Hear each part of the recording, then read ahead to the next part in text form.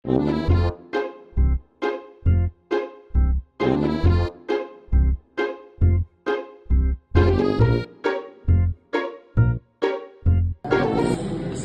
my name is Ahmad Adam Zaidi, metric number 04 DED 25F1036. Hi, my name is Muhammad Firdaus bin Azlan, metric number 04 DEE 25F1033. Hello, my name is Muhammad Akmal bin Nurdin. My metric number 04 DEE 25F1009. Good morning everyone. Today we are going to present about a very important tool in electronics, the multimeter. A multimeter is a device used to measure electrical values such as voltage, current and resistance.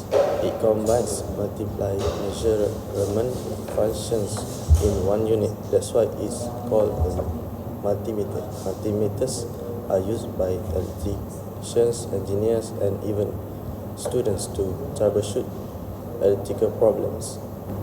Next, I'm going to talk about function and types. A multimeter has three main functions. First, it measures voltage, either AC or DC. Second, it can measure current, which is the flow of electricity.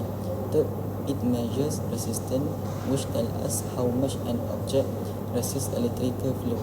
There are two types of multimeters. One is the analog multimeter, which uses a moving needle to display values. The other is the digital multimeter, which shows readings on a screen. It's more accurate and commonly used today. Next, how to use and safety tip.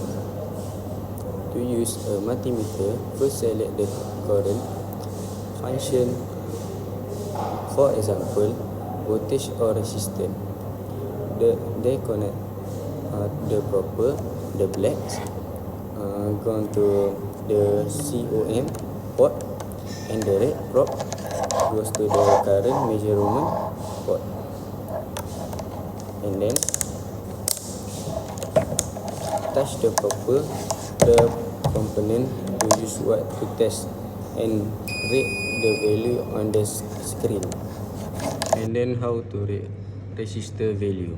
First, set the range to 1K and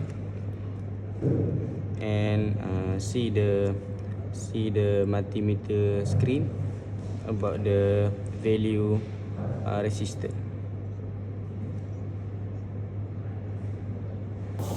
Photo safety tips. Always start with the highest range setting to avoid damaging the device. Never use a multimeter on a live circuit or you're not too sure. For safety, always raise the manual before use. Thank you for the listening.